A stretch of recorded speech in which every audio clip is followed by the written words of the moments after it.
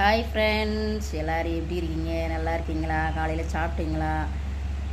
உங்களுக்கு இந்த டே எப்படி வந்து தொடங்கிட்டு போயிட்டுருக்குது அப்படின்றத கமெண்ட்டில் சொல்லுங்கள். எங்களுக்கு இன்றைக்கி டே காலையில் உப்புமாவோட தொடங்கி பிள்ளைங்கள்லாம் ஸ்கூலுக்கு அனுப்பிச்சி விட்டுட்டு வேலையெல்லாம் முடிச்சுட்டு இன்றைக்கி வந்துட்டு கிச்சனுக்கு கொஞ்சம் ரெஸ்ட்டு இருக்கிறம்போது நம்ம உங்கள்கிட்ட பேசலாம் அப்படின்ட்டு இன்றைக்கி தான்ப்பா நான் உங்கள்கிட்ட உட்காந்து பேசுகிறேன். இல்லைன்னா ஒன்று கிச்சனில் நிற்பேன், இல்லைன்னா கார்டனில் நிற்பேன், இல்லைன்னா எதையாவது ஒன்று காமிச்சிட்டே அப்படியே ஓடிக்கிட்டே தான் பேசுகிறது. என்னோடய வீடியோவை பார்த்துருப்பீங்க. அதிகமாக கிச்சனில் நின்று தான் உங்களுக்கு நான் வீடியோ போட்டிருப்பேன். இன்றைக்கி வந்துட்டு ஒரு 10 நிமிஷம் உட்காந்துட்டு நம்ம ஃப்ரெண்ட்ஸுக்கிட்ட கொஞ்சம் நேரம் ஜாலியாக கொஞ்சம் நேரம் நம்ம அரட்டை அடிப்போம்ல, ஒரு 4 பேர் சேர்ந்தா என்னென்ன நடக்கும், லேடிஸ் எல்லாம் சேர்ந்தா அந்த மாதிரி நினச்சிட்டு நான் உங்கள்கிட்ட நான் பேசலாம் அப்படின்ட்டு வந்தேன்.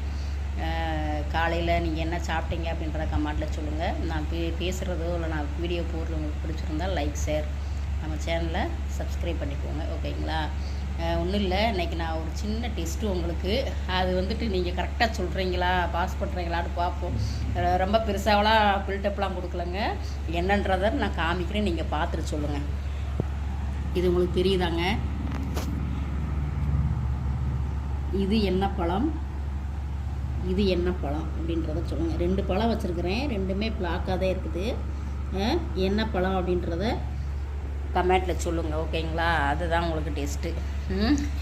சும்மா உட்காராம கூட சேர்ந்துக்கிட்டு கொண்டு உட்காருவோம்ல, அந்த மாதிரி இதை ஒன்று வச்சுக்கிட்டு உங்களை டெஸ்ட் பண்ணிக்கிட்டு இருக்கிறேன்.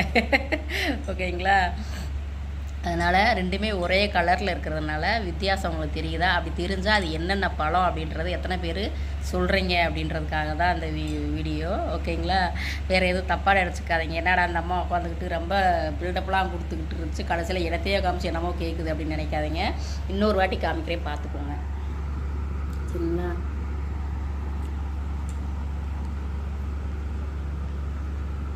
ரெண்டு பழம் தெரியுதா? ஓகே, பாருங்கள், பார்த்துட்டு சொல்லுங்கள். எல்லோரும் மழை பெய்யுது, கிளைமேட் சேர்ந்து சாகுது, கொரோனா நிறையா வந்துடுச்சு, நிபா வைரஸ் வந்துட்டு கேரளாவிலலாம் ஒருத்தவங்க இறந்துட்டாங்க.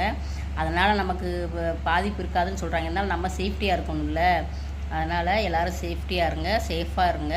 நல்ல திடகாத்தமான உணவுகளை சாப்பிட்டுட்டு உடம்புகளை வந்துட்டு இந்த கிளைமேட் சேர்ந்துச்சுனால நம்ம ஆரோக்கியமாக வச்சுக்கிறணும். ஓகேங்களா? அந்த மாதிரி உடம்பை பார்த்துக்கோங்க. நம்ம நல்லா இருந்தால் தாங்க நம்ம எதையும் பண்ண முடியும், எதையும் சாதிக்க முடியும், துணிஞ்சு செய்ய முடியும். ஓகேங்களா? ஏதோ எனக்கு தெரிஞ்சதை நான் சொல்கிறேன். ஏன்னா இப்போ இந்த 10-15 நாளாக நான் உடம்பு முடியாமல் இருந்தேன்ல, அதனால் இந்த இதெல்லாம் வருது. நமக்கு ஏற்பட்டது நம்மளை சுற்றி இருக்கிறவங்க நல்லதாக